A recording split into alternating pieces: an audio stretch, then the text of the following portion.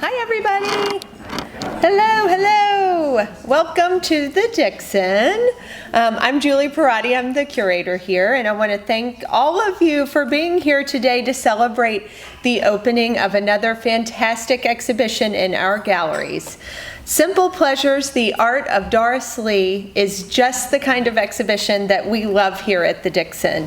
It's welcoming and engaging, and it's full of substantial finished works of art that leave you with a really rich understanding of an artist that you may not have known before, but you will never forget. At the Dixon, oh gosh, it's been a crazy month. Simple Pleasures came together so beautifully thanks to the hard work of our tiny but mighty curatorial team here. Jeff Goggins, Teresa Cunningham, and Kristen Kimberling. Woo! Our team packed up and shipped out, with the help of our gardens team, the sporting fashion exhibition, installed and de-installed the hot off the wall art sale in the residence, and installed Doris Lee in a week and a half. It was intense but fun. And no show at the Dixon is possible without the support of our sponsors and our members. I want to thank the generous friends of the Dixon who sponsored this exhibition, and you'll find their names on the title wall. And also those individuals who sponsored individual works of art in the exhibition. Also, each and every member contributes to our ability to host groundbreaking exhibitions like this one on Doris Lee. So please know how much we value your membership. And as we head into the holiday season, I hope you'll consider a gift membership for a friend who values meaningful arts and horticulture programs just like you. To quote Christmas Vacation, it's the gift that keeps on giving the whole year. And it really makes a difference for the Dixon. And so while you're here today, I hope you will also spend some time with the other exhibitions that we have on view at the same time as Doris Lee. Out here in the Mallory and Wurzburger galleries, I hope you'll check out Marisol's Dress by Emily Osier, or MEO as she is sometimes known. The themes of family, storytelling, family and storytelling that are common in Doris Lee's work are also part of the Marisol's Dress story, so we think it's a great matchup.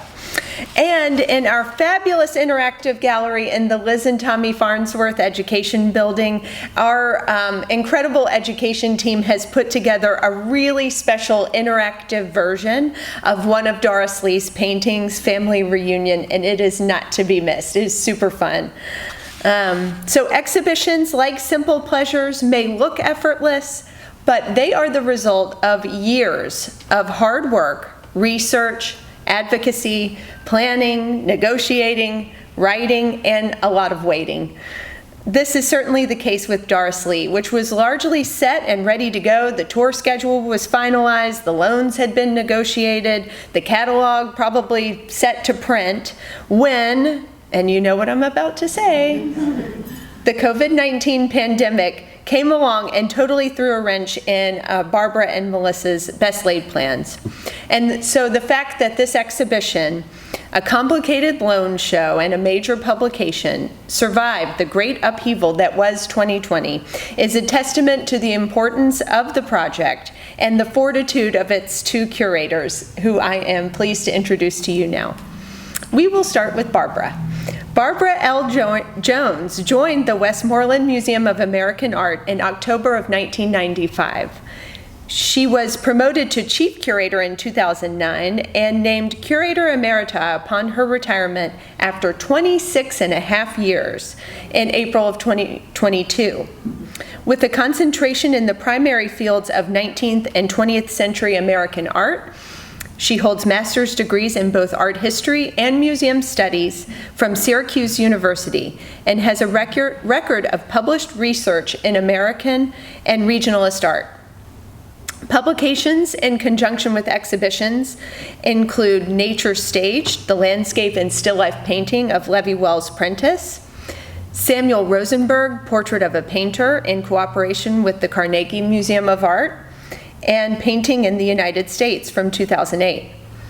Picturing America signature works from the Westmoreland Museum of American Art was published to accompany the reinstallation of the Westmoreland's permanent collection galleries in 2010. And if that sounds familiar, you loyal Dixonians may remember that show, Picturing America. We hosted it here in 2013.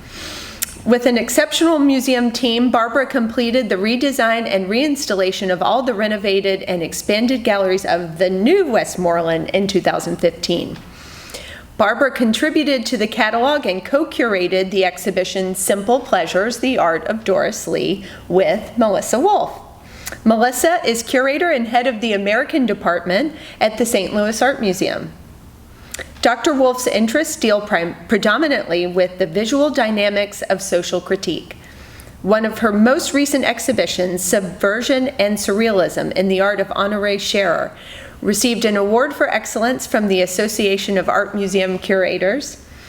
And besides her exhibition on Doris Lee, Melissa is also developing a future exhibition on American art in the early Cold War era. That sounds good. I want to stay tuned on that one.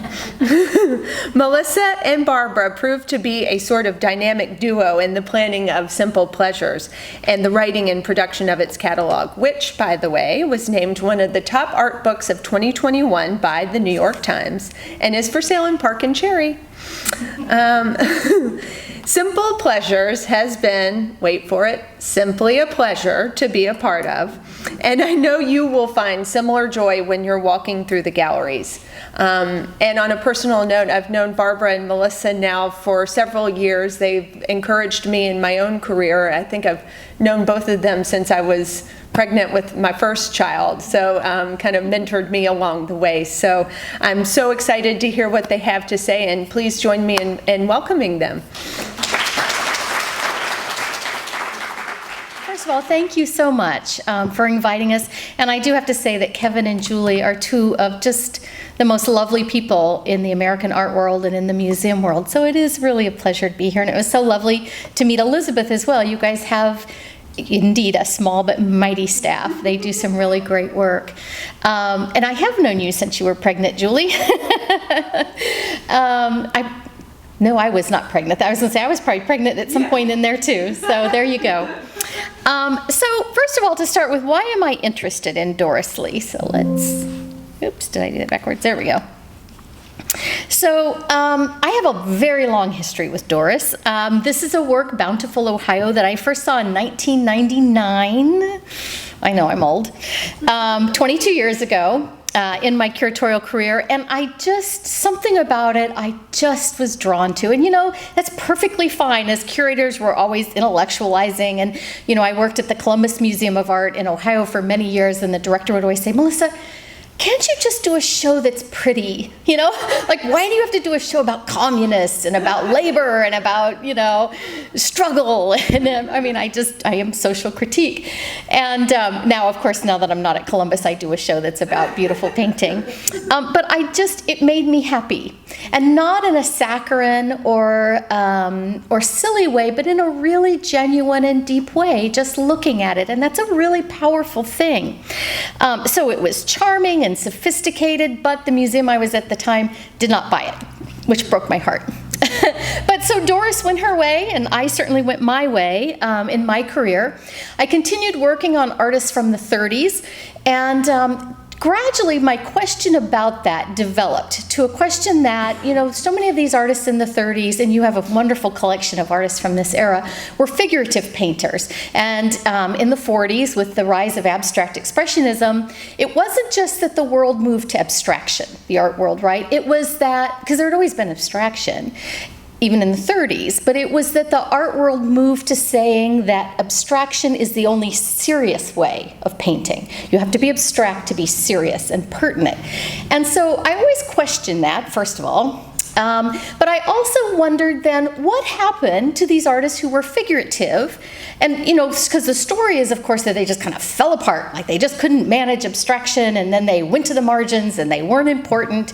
And I thought, well, that's a really dumb story, right? Because they're really good painters. Some of them are really good artists. So you don't just fall apart because suddenly someone's painting abstractly, right? Every artist deals with elements of abstraction. So I really went out to look at that question. I love questions when I hear it and I go, like, what's up with that? That tells me, like, that's a really good thing to dig a little bit more into. And so because of that question, it caused me to come back to Doris Lee then with what I thought was a really good grounded visual and intellectual question. And she became so interesting to me because of that. And so really the show came out of my interest in answering, how did she do this? Because she was really successful. And so here we have Doris Lee. So this is this very powerful and deceptive mix. And the show, and I'm going to lay it out and then Barbara will talk as well, I wanted to see how she paid really careful attention to both the world around her, the lived experience of the world, but also the art world. She wasn't marginalized. She wasn't working off to the side. She always had New York representation. She was incredibly successful. She was kind of a household name, actually, in the 30s and 40s because of her commercial work. So she didn't just fall apart and she didn't just get marginalized. And so I want to look at how she was looking at the art world and also, what was her relationship to the broader world and how did she translate this into her own language? And I think that's one reason why I find her so successful. She took all this stuff going on in the early Cold War years, right? That's my era. That's my show coming up. But she managed all of that without losing her own visual identity and artistic identity. And so it's sort of what this exhibition looks at. So let's look first of all. So she was very influenced by certain elements in the art world, and all artists are, right? They're not derivative. And I have to say, now Doris worked in Woodstock, New York, and at the time, really from like the 1900-ish through the 60s, there was a very strong colony, a very powerful art colony in Woodstock, New York. There's still one there, but they were really, really strong. And one of the things that many of those artists there enjoyed doing was collecting folk art. They were some of the earliest collectors of folk art in the United States. And here you see Doris. I always love pointing her out because I think she's so fabulous. And this is one of her first houses that she lived in, or homes that she lived in Woodstock. And you can see all this folk art that's hanging around, posters, some of the folk objects. I love her stuffed pheasant. I grew up in western Nebraska, and it seems like to me everybody had a stuffed pheasant. But so I love it that she did too. But I think you see this example in here. Here are her Charlotte, Emily, and Anne Bronte, so the Bronte sisters. But the fact that they're either frontal or profile, it's very linear, flat color, flat forms, very decorative. All of this is coming from her sort of absorption and interest in similar examples of this, of folk art, or simple reasons. Here you see another work, the linearity of these trees against the sky, the way that space is sort of stacked up, right, on the painting. And here you see this really wonderful prospector's home. Now, people made comparisons of Doris Lee to Grandma Moses, who was really big at the same time, and to folk artists. And they sort of, they wanted to call her a primitive. And she would say, well, I love the primitive painters, which of course meaning folk art painters. She said, but I've been trained, so I don't do what they do. I think what they do is fabulous, but I'm a trained artist, and so I'm looking at how they're processing the world and copying that, and thinking about it the same way. So again, this really kind of stacked up, space, but really sophisticated in the way that she uses line to crunch up this little prospector's home up into the sky. I love these little clouds here. But also, where, I think this is the guy, she does this play all the time, and I just adore it, between abstracted figures, between negative space and positive form. So for instance, here you have a woman and she's filled in, right? But then here you have a guy here and he's just outlined, and you actually see the little stream and the bridge through the outline. And she does this all the time, and she does it so well that you kind of don't even quite notice this play that she's doing. And I should say that Doris was a very good designer, a commercial designer as well, and so she used that in her works too. So this interest and this absorbing of the language of folk art. She also comes out of American scene painting. She knew Grant Wood quite well. She knew all the different American scene painters. She was constantly the only female on all these juried exhibitions. You know, you'd see photographs of them, and it's her and, you know, John Stewart Curry and Grant Wood and like 5 men and then her. It's all another reason why I loved her. But American scenes, so scenes of everyday life, figurative, you know, rural, everyday people. And so she's totally picking up on this. This is Curry's baptism in Kansas, and here she has her Illinois river town. And I should say that Amy Torbert, who wrote or contributed the chronology in the Doris Lee catalog, and when we went to the opening at the Figge, we went over and tried to find all these different places where Doris had painted. But again, these little vignettes of everyday life, right? And while this is very much the city, it's conflated, or, you know, pulled together tighter to make a good painting. So American scene, everyday people, commoners, everyday scenes. And then Cubism, and I have to say Doris began her artistic career as a Cubist. She studied in Paris with a Cubist painter, and so she comes back to the United States and she's painting abstraction, and she takes a class with Arnold Blanche, who then eventually becomes her partner. But he says, you know, Doris, why don't you paint what you see? And she said, you know, I thought that was a good thing. And so she switches then to become a figurative painter, but those lessons and that love of Cubism and the way in which Cubism plays with space and flatness. And so, for instance, here's a Picasso, right? And so Picasso, Cubism, I always want to walk around when I talk, but I won't because I know I'm being filmed. So but Cubism really looks at the fact that painting is two-dimensional, right? So we see the world, and the world is three-dimensional, but Cubists deal with, well, how do you convey that on a two-dimensional surface and not lie, not try to do illusion, right? And so there's this constant tension that Cubists put into their painting that they're actually experiencing as, you know, they're being honest about this push and pull. And so, for instance, with Picasso, you see how the table kind of comes around like this, right? So you want to make that go down, like into illusion. But then you've got these flat forms here, right? And that makes it, then you read it flat. Right? Do you see what I'm saying? So there's this, it goes back into space, and then it bounces back up at you flat. And Doris does this fabulously. So here's Building the New House, I think is the title. I can't see it from where I'm sitting, but oops, sorry. There we go. So you have this little figure, this little vignette, right, on the foundation of the home, and so you want to read that as going back into space, right, because they're overlapped. But then when you look at the little home, the slab, it's actually got a reverse perspective. When we're pretending that something goes back into space, it gets smaller as it goes back, right? But she's reversed that, so you're kind of like, right? There's a tension playing in how you're viewing. Or this little stream that goes by, right? We kind of read that as almost a flat little ribbon of blue, and then these little walkways that go over it. So there's this push and pull between flat and design and the illusion of space, and she plays on that really wonderfully. And I think you see all of this in a work like Fox and Geese, one of my favorite paintings in the show. So you've got, I don't know if you guys all played Fox and Geese. It doesn't snow here. No, that's why I asked. I thought you all may not know this. So this is a winter. I grew up in western Nebraska. I played Fox and Geese probably most of the year, actually.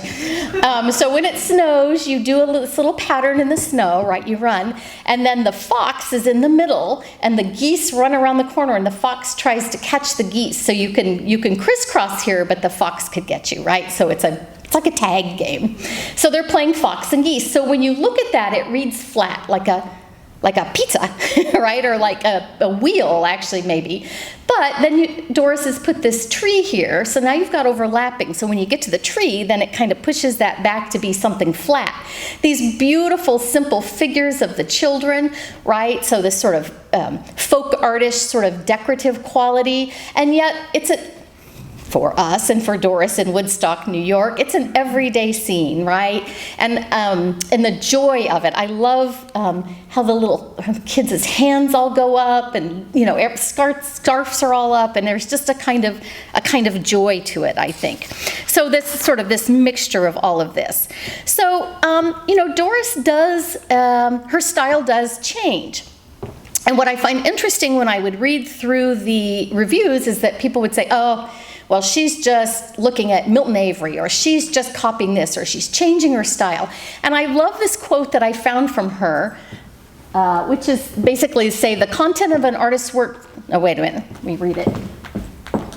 I don't think the content of an artist's work changes much, even though the means or style changes drastically. So that made me say, what is Doris's content?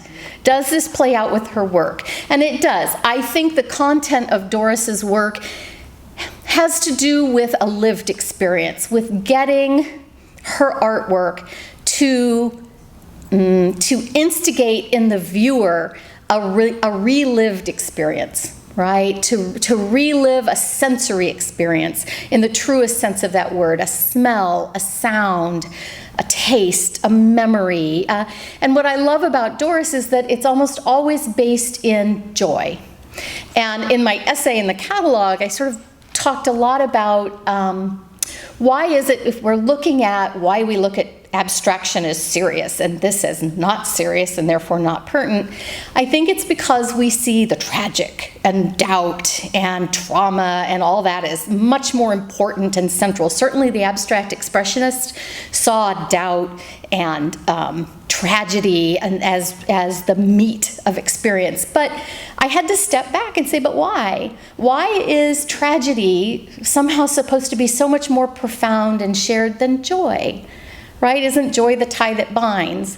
And is incredibly profound and deep, that experience. And I feel like what she's looking at and is recreating is this experience of joy, which is in very different ways, but it's an absorptive experience, right? And so I always ask, when I talk about this in front of people, I always want you to just spend some time in front of her works, right? Spend 5 minutes and just put yourself into that world, because it's almost always something sensory. When I look at, I'll just go back, when I look at this, I hear, you know how when it's, well, maybe you don't, I don't, when it's really cold, sound gets a really shrill, it doesn't echo at all, right? It gets really, and I hear the sound of kids at recess in the snow, and it's really, the laughter is really kind of like tickly. I don't know how to say that, but I hear that when I see this. And so these works, I think, evoke these kinds of experiences for us that are, in essence, joy. So what about this change in style? I would argue that she is looking at the art world around her to understand how to better get at the way to convey joy and this lived experience, which, if you think about the abstract expressionists, they would say they were getting rid of narrative in order to get more directly at the experience of tragedy and doubt and what's at the basis of human, whatever.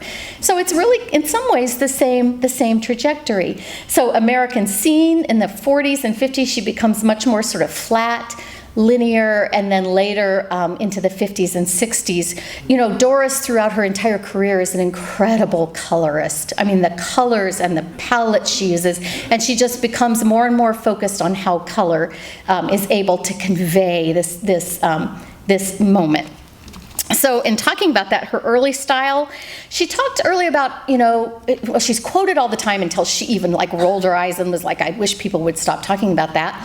She said, what I feel is a sense of violence, right? But I get what she's talking about. So here is a widow, right? And Doris had all of her grandmothers. Their husbands passed away very early, and so she had very good examples of widows dealing with rural life. She grew up in rural Illinois. And so here's a widow's, and she's got a team of horses, and they're riling. She's trying to keep them down. I grew up in ranching area in Nebraska, so I can tell you that what's causing all of that is the snake that's in the stream. That's not uncommon. But the trial of a widow, right? These everyday trials that people don't see. But it's very much in an American Scene style. to something sort of in the mid-century, this garden. I love, this is also one of my favorite paintings in the show, but this mystery. And, again, if you just stand in front of it, I hear the sounds of night, right? And there's a kind of smell that goes with it, the kind of flickering little, are these birds, or are they the little flickering of moonlight, right, through the garden? And in fact, this is a real garden, though. It's become more abstracted. This is her backyard. And it's the scene she would have seen looking out of her studio. And these are sculptures that she had. I told you that Doris collected folk art, as many people did. And here you see her backyard, and you see these little sculptures. They are actually William Edmondson, which you all probably know from Tennessee. So she met Edmondson very early on and collected his work. And so those are actually hers. But they take on this wonderful, magical feeling. And I just feel like I've done that, right? Midnight in a summer night, and it's kind of breezy, and you hear the birds and the rustling, and it's this really wonderful evocation of that. To some of her later works where there's a kind of, to me, this is a kind of solitude. And you have to be okay being in yourself to really connect with a Doris Lee. You have to sort of be okay having a sense of solitude. This has such a classical, beautiful, everything's balanced. It just is so quiet and perfect. That beautiful line, the gracefulness of it, the repose. Of course, still life does this anyway, but it just sort of calms everything down. I look at this and everything just slows and quiets, right? Or even her much later works where she really is looking at the way in which color works to create a mood. So what are the connections of her to the broader art movement? Now, I have to tell you, you read things and they'll always say, well, she's derivative of this or that. And I don't know that anyone at Woodstock was necessarily really innovative, but she certainly was not derivative. And I get very when it's, of course, always a male that she's derivative of. But she is looking at the art world and thinking, as all artists were, thinking about how does she use these things to get to her content, which in fact doesn't change. And I think that's why there's a coherence here. So looking at Rothko, and Doris Lee is was a colorist before Rothko even knew how to draw. But this wonderful use of the golden tone and the flickering and her palette is really, and color combinations are just so sophisticated. Or where she's reduced form, so these avocados and these grapes, right? And Milton, so she was very good friends. She and Arnold Blanche were very good friends with Milton Avery and Sally Michael, Milton Avery's wife. And they traveled together, they spent summers together, and people will say, oh, Doris looks like Milton Avery. Well, we know from the time they spent together that in fact they're both developing together. All four of those artists are playing off of each other for about 3 or 4, maybe more than that, years. So it's a dialogue. It's a visual dialogue. It's not Milton Avery leading everyone else along at all. But also, again, the way in which we're using color, simplifying it into these bands of color, right? And the way in which this creates some movement, but all of those colors that are up here are down here in a nice, solid, flat design. She's an amazing designer. Or Sally Michael, and I always find it funny. Well, no one says Doris Lee was copying Sally Michael, right? Although Sally Michael was there too. The way in which color creates depth and illusion, right? So you have a darker color, which we just read as being behind these fields, even though it's 2 flat bands of lines, right, which is a design element. And the same thing here with Sally Michael's paintings. So one topic I'll just talk about real quick here, I have about 3 minutes, is, and I've already alluded to that, but I was also, and I think Doris very much, was attuned to being a female. And as I said, she's very much into a kind of physical body lived experience and the emotions that go on inside and the way in which we are connected to our environment. She had such an incredible response to nature and the experience of nature. But I think she also very much was attuned to not only what it was to be a female painter in the art world in the 50s when everything was all those big abstract expressionists who were, heavy, hitters and loud and very masculinized. And she was totally not, right? Her style of painting and everything. She was very aware of that and used her artwork to make comments on that. But she was also very aware of what does it mean to experience these things in a female body, just regardless of what the rest of the art world was doing. So I do want to look at this. So, I showed you here, and it's very much tied to an actual experience, right? But it's also, this woman here is put in the guise of one of the gods, right? She's wrestling with forces of nature, right, that are beyond her control, but she's put in this situation. And I immediately think of the Laocoon, right, the seer who saw the Trojan horse, and so he was punished by the gods, he and his children, and the sea serpents, and that condition of being human and having the world just being bigger than you are, the world of the gods or whatever. So, but instead of the masculine, she puts a widow, right, a rural widow in that struggle with the gods. Or even here, you think, and she loved Minoan and Mycenaean art. And so, we always think of the snake goddess, right? And she's even that position and everything. So using an everyday scene to reference, to either usurp a masculine vision or to reference this incredibly strong female precursor. Or, and as I said, she knew the art world, so she knew Grant Wood quite well, but she was always being compared, and really she is always on some kind of juris where it's just her, poor thing. So this is one of the works from the show, and I love the fact that it's not, Grant Wood, this isn't a couple. I should explain that. So this gets read as a couple, as a farmer and his wife, but in fact, what Wood was making a little bit of he was critiquing rural culture, in that this was the father, and this is the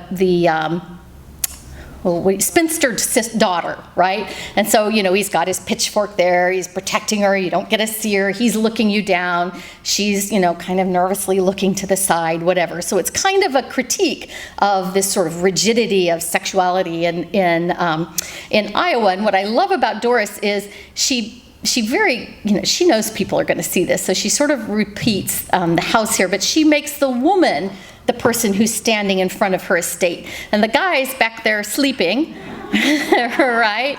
And in fact, this is the view, again, that she would have seen. She lived in a farmhouse before she lived in that modernist house. This is like this barn right here was where Arnold Blanche had his studio and worked, and she had a garden. She was a major gardener. The hills, the Catskill in the background. And I love that she's very tongue-in-cheek. She makes it a window, actually, right? And there is a review of this that says you start out in Grandma Moses territory and you end up in abstraction. Because you don't really notice right off the bat that those mountains are just lines. I mean, that's really abstract, but it just is such a coherent image that you just kind of go over that. But very tongue-in-cheek, looking at Grant Wood. Or this work, Art Students League. And so what we see is a model, right? And here's one of the students' paintings. And it is very much a critique. This woman is shown doing her job, right? There's the clock, there's the screen, she's just sitting there waiting for another session. She's very matter-of-fact in looking at us. And yet what she is the core or the basis of the nude, right? Which is this elevated genre of art that goes, the entire time of art making, right? And she just brings it down to the ground. She's basically saying, what this is based on is this woman doing a job, right? She's an everyday person, she's doing her job, and how opposite it is from that elevated, the nude, right?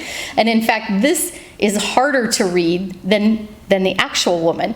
And this is exactly what she's sort of taking on, is the nude, the availability of female sexuality for the male. It's called the male gaze, right? She's made herself available to look at, right? She kind of demurely sort of flirts a little bit, and then what Doris is doing is just like nailing that down and saying, no, this is a woman, she's working, she has a job, very much making a comment on that. The same with this. So this is, if anyone looks at this, they'll all say, oh, it's a Matisse blue, and it is, and she knows that, and it's also Matisse red. And so again, you have this reclining nude, this horse that to me seems to have just appeared above her. It's like a dream, right? It's like she's conjured this horse. But if you look closely at her, she is not sleeping. She's looking up. She's active, but she is totally in herself, right? She's not displayed for us to view her. She isn't looking at us or acknowledging us. She is in her body, in her own world. And Doris Lee actually said, you know, a woman should be comfortable in her own sex. She should be comfortable in her own body. And she's saying this in the 50s, you know, sort of before, you know, that was sort of, you know, what people would talk about. But, and I'll just give you a little comparison to Matisse, and you'll see the difference, whereas Matisse is looking out at us, right, and she's sort of posed, and Doris is, she's very much drawing on Matisse. She's not being derivative. She wants you to go, oh, that's like Matisse, but what is different then is this really ownership of that female body. So I am going to leave at that. I just wanted to give you a sense of Doris's development, what are the main parts of her oeuvre, and the reasons for the change. And then she was also, as much as a fine, quote unquote, artist, she was also an incredibly successful commercial artist, and she did not see these two elements as separate. She showed work that she did on commission in her gallery exhibitions. She used her fine art, quote unquote. She would allow it to be used for advertising campaigns. And she said, you know, every mark by an artist is creative. It doesn't matter if it's calligraphy or easel painting or drawing. So I'm going to let Barbara now talk and finish up, and then we'll take questions afterwards. Thank you, Melissa. And I just want to echo Julie's appreciation to the entire staff here, because it's incredible what you have accomplished, and bringing Doris back to life is a really wonderful opportunity. And thank you, Melissa, as my co-curator as well. We have partnered with the Dixon at the Westmoreland a number of times through the years, and so it's really wonderful to bring this exhibition here as well.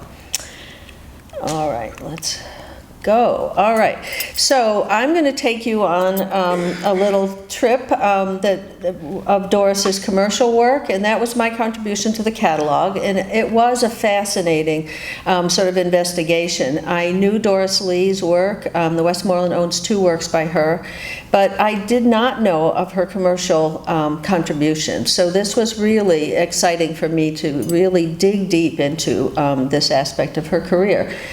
So Life magazine was a magazine that everybody's really familiar with, but Doris was an artist correspondent for Life, and they hired her, and she did 9 articles and was published in 9 different magazines through the years, from the 30s into the 50s. And they paid her to travel around the world to do these articles. And this is one that was really interesting. She and Arnold, it says Doris Lee's Tropic Tour. Well, she and Arnold traveled from Cuba to Mexico, and she actually even painted the map that shows her route by car, by ferry, and how she traveled through Cuba and Mexico. She contributed 63 illustrations over the course of her career, 2 Life magazine articles, and a number of other articles and magazines as well. So these are illustrations from that particular trip, and there are 2 paintings in the exhibition, Big Tree at Oaxaca and the Silver Vendor, Cuernavaca's Silver Vendor, are 2 examples from this particular tour. But you can see others here as well, that they're really her postcards of her trips through these different countries and different cultures. And the captions are all Doris. They're all her words, and they become her sort of tourist notes throughout her trips. Life Center to Africa, so an artist in Africa. She paints the Arab world from Tangier to Tunis, and that was in 1952 issue.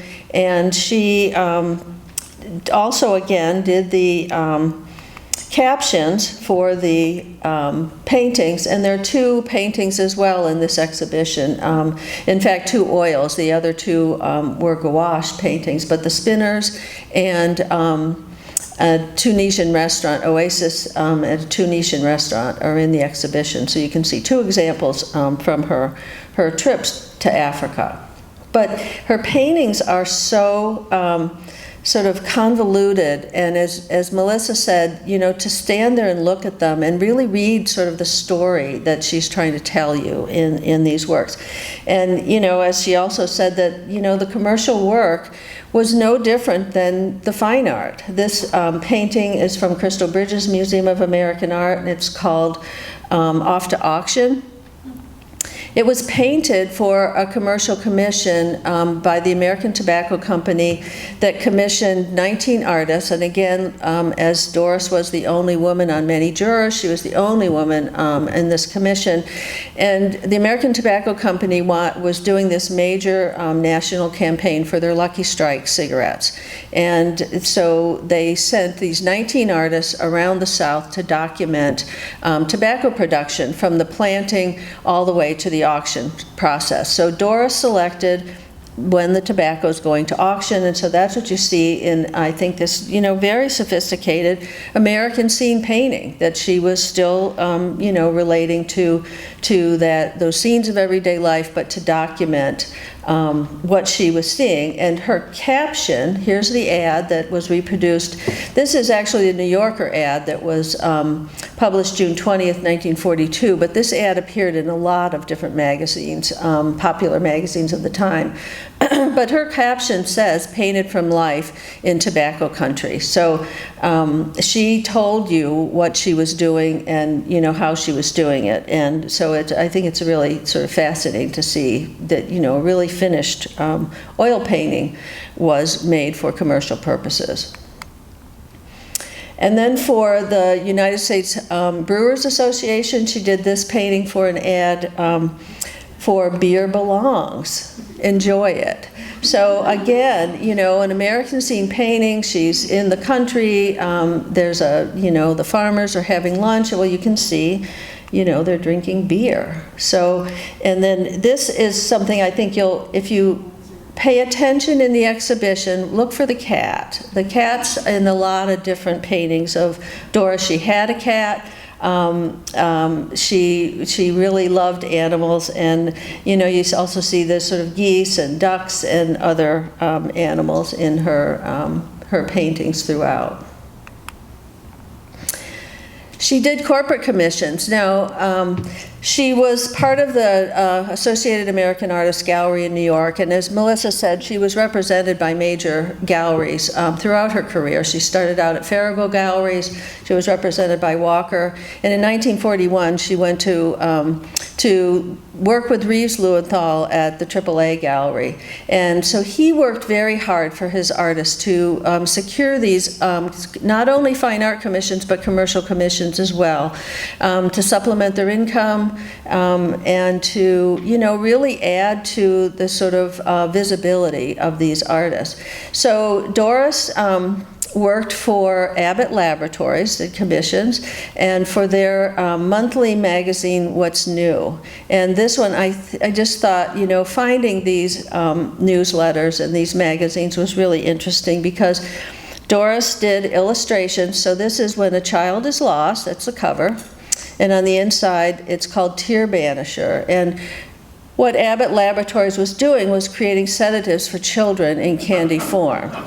So, you know, the kid is really sad here amidst all these adults and the legs and lost in the city, and then she's in the police station being given a lollipop with a sedative in it, which was actually phenobarbital, so if you really think about it. So, you know, reading these things was really interesting. And there's many different stories as well when you see the different newsletters and how, you know, she illustrated. One has a praline vendor in Georgia, and everybody can relate to the pralines that you buy there, but of course they were also laced with. So Prints. Reeves Lewinthal was, as I said, very active for his artists, and he really wanted to make art available to the masses. So he offered prints from his whole stable of artists, which was over 100 artists in his stable. He offered lithographs on subscription. You could buy them for $5 a piece, and so that everybody could afford to have them. And so today, you can still find these AAA prints out there, and they're more than $5 now, but they're still available. But by Thomas Art Benton, Grant Wood, Dale Nichol, John Stewart Curry, Arnold Blanche, you name it. Every artist in his stable had the opportunity to make prints. This one I show you because AAA also went into a ceramics division in the late 40s, and they opened Stoneland, which was a ceramics division that Reeves thought was going to be, another opportunity for his gallery and for his artists. So in this particular case, this is Doris Lee's afternoon train, sort of loosely transferred to this ceramic plate. She did another plate that we know of, we can't find right at the moment. It was in an exhibition a number of years ago, and it seems to be lost at the moment. But when you saw the grapefruit still life and you see the vines going across the top, that's what the other series of Stoneland for Doris represented, was the more natural plants. So in 1951, the Rodgers and Hart Songbook came out, published by Simon & Schuster, and Doris was commissioned to do 5 color illustrations, including the cover. And that's the cover, and you can see sort of the examples, these sort of black and white kind of whimsical illustrations. They accompanied the musical score. So throughout the songbook, you see these little illustrations. This painting on the left, the violinist, is not reproduced in the book, but it was definitely inspired by, I think, her work for that Rodgers and Hart songbook. It's 207 pages in the book. You can see this, this illustration, which is on page 86 in the exhibition. Now also, Reeves Lewinthal was, branching out, and he worked with 2 fabric manufacturers, Riverdale Fabrics and M. Lowenstein & Sons, for a number of years. And he really encouraged all of his artists. 53 of his artists in his stable worked on fabric designs. This was Doris's, one of the colors for her curio cabinet, which was the most popular from the series Pioneer Pathways. But Pioneer Pathways had a lot of other artists' graphic designs included. And this is just, such a really fun and vibrant design. And those are the colorways. Cooper Hewitt owns the actual samples that you see here. And so in this case, you saw 5 colorways. She had, it was produced in white, it was produced in gray, it produced in yellow, and then the cream, and then the white that you see in the center. But right before the exhibition opened, we found on eBay a green version of this particular fabric. I tried to get it, I bid on it till I couldn't bid any longer and lost it after one bid. So, and did lose it. We tried to find the owner to get him to lend it to us, get him or her to lend it to us, but I was unsuccessful in locating them. So there is a green one, so there's actually 6 colorways. She worked for so many magazines. Her illustrations are in, this is a Mademoiselle, but for Charm magazine, 17 magazine, Reader's Digest, Saturday Evening Post, her works are on the cover, just like Norman Rockwell. But for Pauline Trigère's Forecast, but she also did 25 years of fashion for this magazine, and there's spread after spread after spread showing women's fashion from the early 20s up to the present. And this was a really great find. So as I said, Abbott Laboratories, it was a corporate commission. She also worked for Standard Oil. And this was their quarterly magazine called The Lamp. And it was given out to clients and to their staff their workers. And so this one just turned up last year, and it belongs to a daughter of a man who worked for Standard Oil. And he had 2 paintings, which are gouache paintings. This one is the cover of the lamp from summer 1956, and represents an article inside about the magic of the Smokies, so the Smoky Mountains. And so there was a lot of, they did a lot of these really interesting stories about shunpiking, which was meaning, shunning the turnpike and taking all the country roads. There was one about gas stations. I mean, it was really just sort of a fun inclusion in these newsletters, I think, in getting their people interested a little bit more in travel and other places. But this was a fascinating discovery that we didn't know about before. And then a few more of her prints, just to show the real variety of them. This one is in the exhibition, but also the painting is in the exhibition, which I love. And the painting, the story that really connects it for me is the Pittsburgh Press newspaper used this illustration to do a story on helicopter transportation and approaching City Council of Pittsburgh to approve the use of helicopters for transportation, because helicopters were becoming more and more popular. Well, I don't know that any helicopter ever looked quite like that, but it was really a fun connection to especially Pittsburgh. Afternoon tea, Thanksgiving, of course, this is the painting that won Doris Lee. It really catapulted her into her fame in 1935. And then another everyday subject of apple pickers. But she didn't just do corporate commissions. She just didn't work for Life and other magazines. Her paintings are included on this picture puzzle. This, the dance rehearsal, which is also Woodstock, which you saw some of the examples in Melissa's presentation, is a painting in the exhibition. Playing cards, a lot of the artists of AAA were reproduced on these playing cards. Children's books she published. She illustrated at least 7 books that we know of, including 5 children's books. And The Great Quillo, I think, is a really interesting children's book, which is featuring her watercolor illustrations throughout, including Hunter the giant, who was terrorizing the town. And little Quillo here is the one who saved the town from the giant. And this one I just really love too. It's the Fred Harvey restaurants. This is his menu cover in Hollywood. And Fred Harvey, of course, was the entrepreneur who established restaurants at railroad stops where there was no good food when you were traveling from east to west. And so he established these restaurants as well as the cafe cars on the train. But this one is actually from Doris's second visit to Hollywood for Life magazine to document the Harvey Girls, which was the premiere of this movie that was being produced with Angela Lansbury and Judy Garland. And so Doris was on the production set for 3 months, and so she was doing these paintings and drawings and sketches. And so this is the arrival. This is the Harvey Girls when they arrive. And if anybody knows the movie, it's the shapely waitress, all in black and white with their little hats, and that's who's arriving here. So Doris was heavily involved in this production.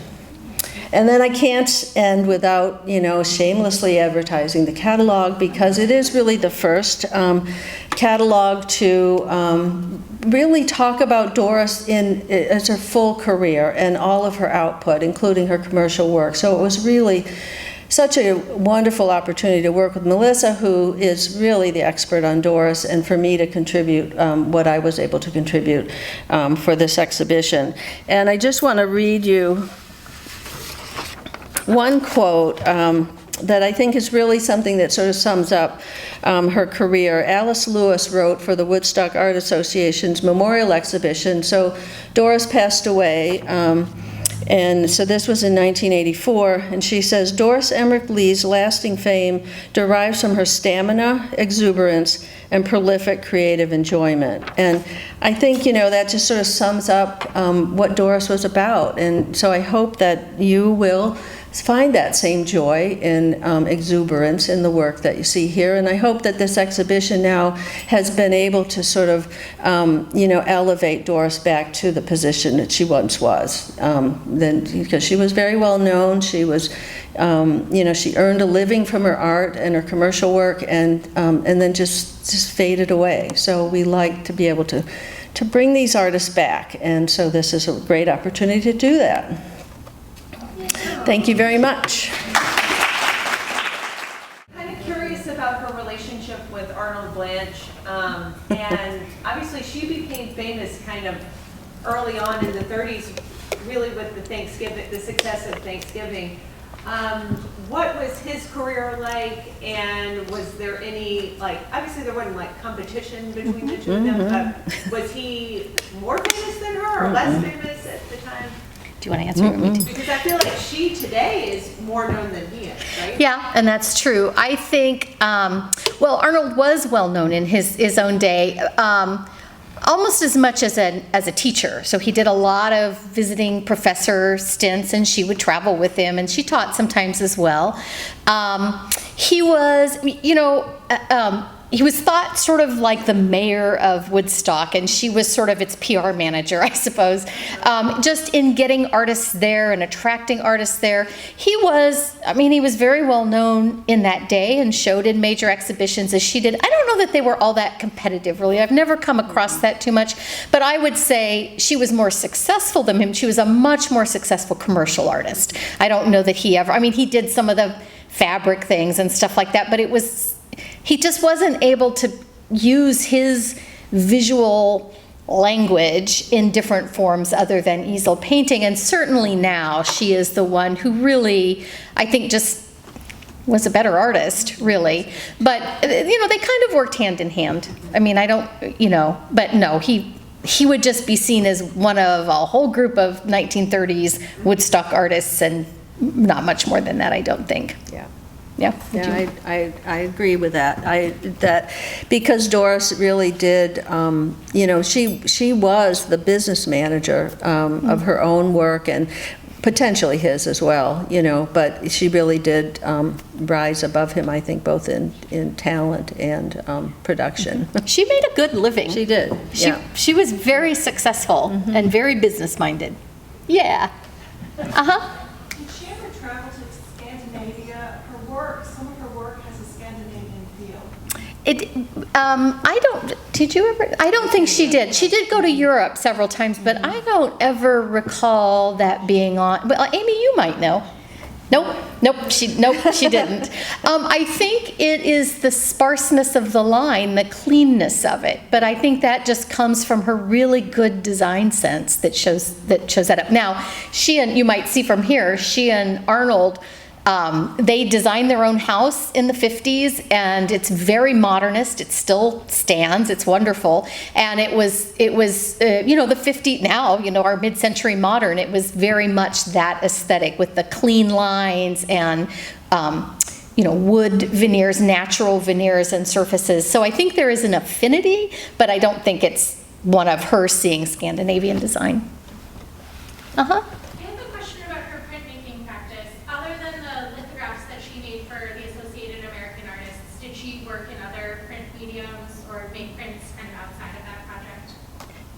Yeah, she did. Mm-hmm. She made a number of, she did serigraphs a little later. She did a number of color prints. I don't know that she ever worked in woodblock. I think it was mostly etching and, Amy, you might know, etching and lithography. Yeah, I think that's pretty much it. But she did do ones that weren't AAA, Anyone else? Nope. Where did she train? I'm sorry if you've already answered that, but where did she train? No, we didn't. So she knew she wanted to be an artist, and her father, who was a banker and had 6 kids and was insistent that all of his kids get a good education, It's actually one of my favorite things about her. So he sent her, she was a little bit too much of a tomboy, and he was worried about that. So he sent her off to a boarding school, and she hated it, so she cut her hair, so she got kicked out. But they sent her back. And then he wanted her to go to college, so she wanted to go to an art school, and he wouldn't hear of that. So then he sent her off to college, so she tried the same thing and got kicked out, but then got sent back. And she was at, what's the name of it? Rockford University. Rockford University, and they didn't really have an art program, but she did take art classes, and she taught some at night as well. And then once she finally graduated, she was married to Russell Lee, you know, the photographer Russell Lee, the FSA photographer. At the time, though, he was a chemist. And so after they got married, they went to Europe for an extended sort of honeymoon, and was it then? No, it was later. So they looked at artwork, studied, they came back, and then they went to California to study, and actually that's how she met Arnold Blanche and Diego Rivera. They were all there, so they were sort of a group hanging out, and so she studied with Blanche. Although in Europe, they went back to Europe, and she and Russell Lee both studied. She studied with André Lotte, who was a French Cubist painter. She didn't enroll in any art academies, but she studied directly with him. And then when she came back, that's sort of the style that she was. I think I just flipped that around. Anyway, she went there and then came back and then went to California. I apologize. And then that's when Arnold Blanche said, well, why don't you try painting what you see around you? And she talks about, she sort of got rid of all that early Cubist works, although we saw one at the Figge, so that there are a few of them. But I think that ability to reduce things to its basic form was there. So that's sort of her training. She did a little bit of training at the Kansas City Art Institute, but I think for a summer or something. Yeah, I mean, it really is sort of her, figuring it out. Mm-hmm. Yeah. But also, I just want to add, she kept an incredible archive, and her papers are all at the National Museum of Women in the Arts in the Dietrich Library there. And really, to see the kinds of things that she kept as far as almost as her studying, for studying purposes, was really amazing. Anyone else? No? Well, thank you so much. You hung lovely.